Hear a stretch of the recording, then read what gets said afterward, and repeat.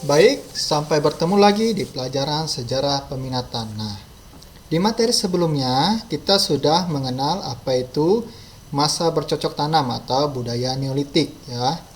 Sekarang kita masuk lagi ke masa perundagian ya, atau bisa kita kenal dengan masa pertengahan. Nah, masa perundagian, budaya megalitik dan budaya logam. Langsung saja dibuka bukunya halaman 178, buku sejarah ya. Nah, di sini Mister akan memulai dengan asal-usul manusia purba pada masa perundagian atau dikenal dengan orang-orang Undagi. Jadi, Undagi ini adalah orang-orang yang ahli atau terampil dalam sesuatu hal dalam memproses logam menjadi alat-alat perkakas ya. Nah, di sini. Jadi, sekitar tahun 300 sebelum Masehi, gelombang kedua dari bangsa Melayu Austronesia dan ras Mongoloid tiba di Nusantara ya anak-anakku. Setelah gelombang pertama mereka datang, lalu ada lagi gelombang keduanya. Mereka disebut juga dengan Detro Melayu. Orang-orang gelombang kedua ini disebut dengan Detro Melayu atau budaya atau Melayu muda. Nah, jadi orang-orang Melayu muda ini langsung berbaur dengan penduduk sebelumnya ya. Yang pertama singgah di Nusantara. Nah, sebagaimana gelombang pertama, mereka juga datang dari Yunan, gelombang kedua ini, di wilayah Tiongkok bagian selatan. Bangsa Detro Melayu ini hidup bersama bahkan kawin-mawin atau disebut dengan kohabitasi dengan penduduk asli dari bangsa dan ras yang sama juga. Hanya saja ras yang lebih lama ini kawin dengan ras yang lebih baru ya.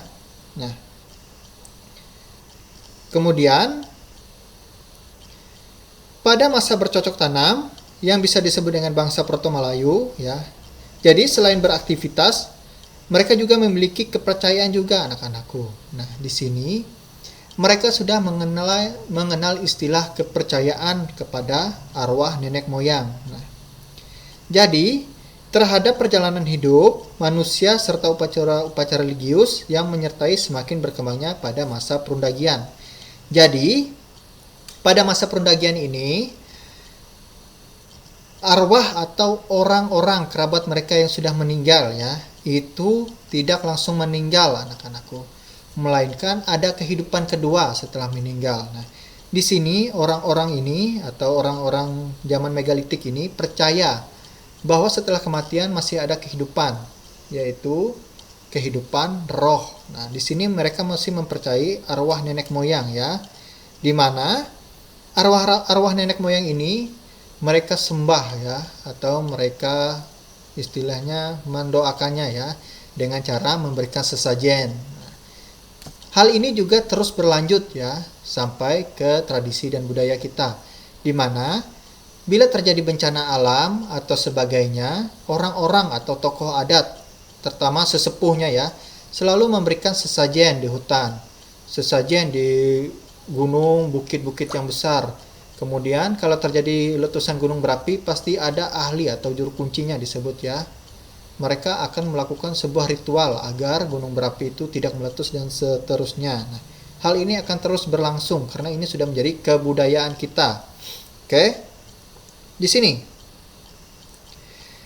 kepercayaan kepada arwah nenek moyang ya. Kemudian bangunan-bangunan megalitik. Nah, di sini ada bangunan-bangunan megalitik untuk upacara adat mereka seperti punden berundak, menhir ya, batu tegak yang berdiri itu. Nah, kemudian sarkofagus yaitu semacam keranda batu untuk menyimpan mayat ya.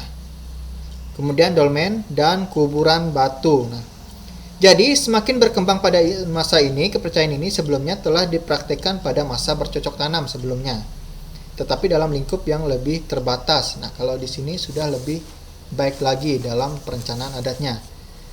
Di sini, Mister akan menjelaskan jenis-jenis manusia purba. Nah, apa saja jenis-jenisnya? Ada 3 ya anak-anakku. Yang pertama itu Meganthropus, lalu Pithecanthropus, lalu Homo wajakensis.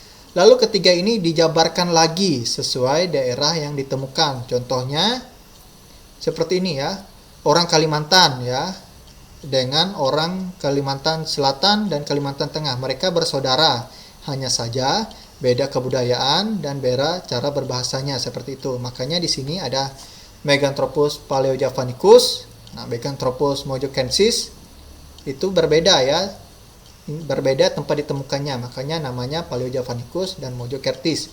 Tapi mereka tetap satu marga atau satu bentuk ya.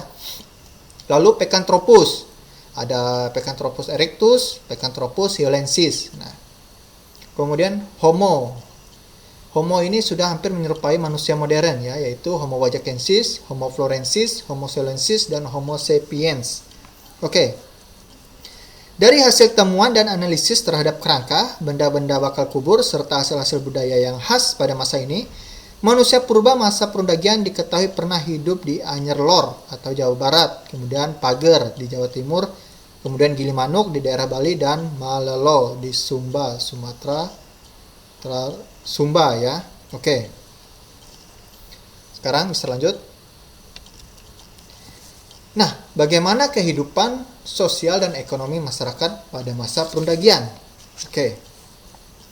Jadi, kehidupan sosial dan ekonomi masyarakat pada masa Perundagian itu ditandai dengan mulai diciptakannya benda-benda bernilai ekonomis seperti periuk, cawan, gerabah, tembikar, dan aneka perhiasan. Nah, perkembangan perdagangan didorong oleh telah ditemukannya alat transportasi air, yaitu perahu bercadik, yang bisa dilihat di sebelah kanan layar kalian. Oke.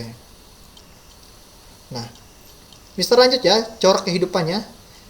Jadi pada masa Perundagian ini, dari kata undagi ya, artinya orang-orang terampil. Nah, karena pada masa ini muncul golongan undagi atau golongan yang terampil, melakukan suatu jenis usaha tertentu seperti membuat alat-alat dari logam, rumah kayu, gerabah, dan perhiasan. Nah, jadi, tidak semua orang mampu membuat alat-alat tersebut, hanya golongan orang-orang undagi. Kenapa hanya golongan orang undagi yang mampu membuatnya? Nah, Mister akan menjelaskan karena hal itu atau kegiatan tersebut membutuhkan keterampilan khusus dalam membuat benda-benda dari logam ya. Dan keterampilan itu diperoleh dari latihan yang membutuhkan waktu tertentu, anak-anakku. Nah, makanya orang-orang undagi ini adalah kaum-kaum orang yang terampil. Hanya mereka lah yang bisa membuat alat-alat dari logam seperti itu. Kalau di era modern seperti ini kita bisa mengenalnya sebagai ahli ini ya, arsitek ya, pandai besi ya. Kemudian pandai kayu yang membuat mebel-mebel. Nah, jadi tidak semua orang bisa melakukannya, hanya kelompok-kelompok terampil. Kalau di era ini adalah kelompok undagi ya. Nah, untuk pembuatan alat-alatnya mereka menunjang dan mempermudah aktivitas, makanya mereka membuat alat-alat dari logam. Nah, agar mempermudah pekerjaan mereka sehari-hari. Kemudian pekerjaan itu tidak lepas dari semakin berkembangnya otak manusia, anak-anakku. Setelah sekian lama menggunakan alat-alat dari batu, kayu, dan tulang benulang, serta tanah liat. Nah, tanah liat ini mereka membuat gerabah ya. Manusia purba berpikir keras untuk mencapai cara lain untuk mempermudah hidup dengan cara kerja mereka yang lebih baik. Nah, lalu mereka berpikir, lahirlah alat-alat dari logam. Oke. Jadi, dalam perkembangannya, alat-alat dari logam itu juga dipakai untuk tujuan ritual keagamaan, anak-anakku. Seiring dengan semakin berkembangnya sistem kepercayaan mereka dalam bentuk animisme dan dinamisme, kepercayaan kepada roh nenek moyang ya. Karena membutuhkan keahlian khusus, barang logam ini terutama di awal masa Perundagian itu gimana ya, sangat sulit. Kemungkinan selama periode pertengahan itu termasuk barang yang mahal dan langka ya. Hanya orang-orang tertentu saja yang dapat memiliki alat-alat dari logam, anak-anakku. Jadi bisa disimpulkan bahwa alat-alat dari logam itu digunakan untuk alat-alat ini ya, ritual ya. Kemudian mempermudah pekerjaan mereka ya. Dan hanya orang-orang undagi atau kelompok-kelompok terampil yang bisa membuatnya. Tidak semua orang bisa melakukannya ya. Kemudian kita lanjut. Nah, hasil-hasil budaya mereka, anak-anakku. Di sini Mereka membuat alat-alat dari logam ya, seperti nakara ya. Jangan dibalik dia jadi neraka ya, nakara ya. Kemudian kapak perunggu, lalu candrasa, benjana perunggu, perhiasan perunggu, manik-manik, perhiasan ya, manik-manik, dan moko. Moko ini alat untuk sebuah ritual ya. Oke, nah itu adalah alat-alat yang orang-orang Undagi buat. Pasti kalian bertanya-tanya, bagaimana mereka membuat alat yang sedemikian rupa ya, seestetik ini, seindah ini. Padahal alat untuk menunjang mereka itu terbatas. Nah, di sini Mister akan memberikan sebuah video singkat ya, bagaimana kelompok-kelompok Undagi ini mencetak atau membuat alat-alat ini ya. Baik, langsung saja kita play videonya. Tentang kehidupan masyarakat purba di zaman batu. Sekarang saatnya kita beranjak ke materi selanjutnya, yaitu zaman logam. Kehidupan manusia makin lama makin berkembang, demikian juga budayanya, termasuk teknologinya. Perkembangan teknologi di Indonesia dikenal dengan masa perundagian. Suatu kemahiran yang baru pada masa perundagian ialah kepandaian dalam mengolah logam. Meski zaman logam berkembang di Indonesia, kebudayaan batu tidaklah punah, bahkan keduanya berkembang dan tetap dipergunakan ya. Berkaitan dengan perkembangan teknologi, dalam kehidupan masyarakat juga telah mengenal teknik-teknik pengolahan logam, baik itu perunggu dan juga besi. Dalam bahasa Bali, orang-orang yang ahli dalam mengerjakan logam biasanya dikenal dengan sebutan undagi. Itulah sebabnya zaman perundagian atau zaman logam bisa disebut juga dengan zaman kemahiran teknologi. Kemajuan dalam berpikir dari masyarakat praaksara di zaman logam dapat dilihat dari kemahirannya mengolah logam. Pada saat itu, masyarakat praaksara telah mengenal teknik pembuatan peralatan dari logam yang cukup canggih, di antaranya ada teknik bivalve. Teknik ini menggunakan cetakan yang terdiri dari dua bagian, kemudian diikat, dan ke dalam rongga dalam cetakan itu dituangkan perunggu cair. Cetakan tersebut kemudian dilepas dan jadilah barang yang dicetak. Kelebihan dari teknik ini adalah cetakan dapat digunakan berulang kali. Teknik yang kedua dikenal dengan istilah cherry perdu, membuat model benda dari lilin. Jadi benda yang akan dicetak dibuat dari lilin atau sejenisnya, kemudian dibungkus dengan tanah liat yang diberi lubang. Setelah itu dibakar, maka lilin akan meleleh. Rongga bekas lilin tersebut diisi dengan cairan perunggu. Sesudah dingin, perunggu membeku dan tanah liat dibuang, maka jadilah barang yang dicetak. Nah, bagaimana? Cerdas bukan? Baik, kita masuk ke pembagian zaman pada masa logam. Yang pertama adalah zaman tembaga. Pada masa ini, manusia sudah mampu mengolah logam tembaga yang sesuai dengan bentuk-bentuk peralatan yang dibutuhkan, seperti periuk, belanga, dan sebagainya. Meski bangsa Indonesia tidak mengalami zaman tembaga ya. Jadi kesimpulannya, zaman logam yang ada di Indonesia hanya dua zaman, yaitu perunggu dan zaman besi. Zaman perunggu. Pada masa ini, masyarakat sudah mampu membuat peralatan dari perunggu. Perunggu merupakan logam campuran antara tembaga dengan timah. Sedangkan zaman besi, pada masa ini, alat-alat kehidupan manusia sudah meningkat lagi. Di samping dibuat dari tembaga dan perunggu, banyak sudah yang terbuat dari besi. Manusia telah dapat melebur biji-biji besi dalam bentuk alat-alat yang sesuai dengan kebutuhannya. Kebudayaan logam ini bermula ketika bangsa Diutro Melayu atau Melayu Muda melakukan migrasi ke Indonesia sekitar 300 sebelum Masehi yang berasal dari Cina Selatan. Mereka melakukan migrasi menggunakan perahu bercadi. Nah, berikutnya adalah hasil-hasil kebudayaan pada masa logam yang ditemukan di Indonesia. Yang pertama, nekara perunggu. Ingat ya, nekara bukan neraka. Nekara adalah semacam genderang dari perunggu yang berpinggang di bagian tengahnya dan sisi atasnya tertutup. Biasanya nekara perunggu ini dihiasi oleh garis-garis lurus, pilin-pilin dan gambar geometris, binatang-binatang seperti burung, gajah, merak, kuda, dan rusa. Selain itu, biasanya juga terdapat ukiran berupa rumah, perahu, orang-orang berburu, dan tari-tarian. Nekara pada saat itu dianggap sebagai barang suci yang hanya dipergunakan pada waktu upacara saja, yaitu dengan cara ditabuh, untuk memanggil arwah roh nenek moyang, serta upacara meminta hujan. Jenis lain yang ditemukan di Indonesia adalah benda menyerupai nekara, namun ukurannya lebih kecil dan ramping. Nekara yang demikian itu biasanya disebut dengan moko dan sangat dihargai penduduk sebagai barang pusaka atau mas kawin.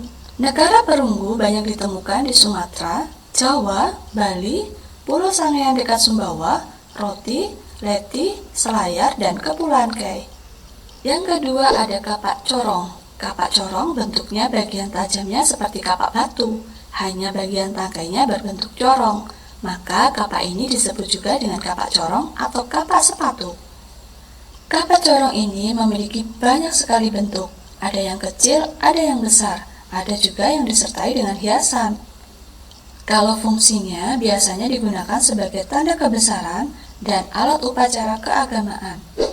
Daerah sebaran dari kapak corong diantaranya ada di Pulau Sumatera Selatan, Jawa, Bali, Sulawesi Tengah dan Selatan, Pulau Selayar, dan Irian.